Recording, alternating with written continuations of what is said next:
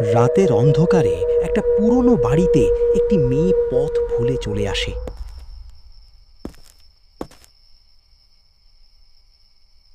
বাড়ির ভিতরে সে মোবাইলের আলো দিয়ে দেখে সামনে একটা দরজা আর চারিদিকে সব ভাঙা জিনিসপত্র পড়ে আছে। দরজাটা খোলে, কিন্তু কেউ নেই ভিতরে। কৌতূহল নিয়ে মেয়েটি এগিয়ে যায় ঘরের ভেতরে। শুধু নিস্তব্ধ পরিবেশ, আর তার পিছনে মেয়েটি ঘুরে কাউকেই দেখতে পায় না, কিন্তু সেই ছায়া সেখানে দাঁড়িয়ে। ভয়ে ভয়ে সে এগিয়ে যায় সামনে।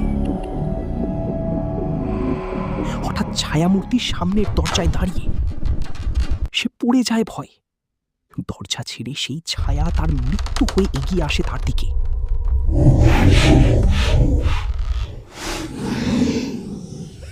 মেয়েটি চিৎকার করে ওঠে।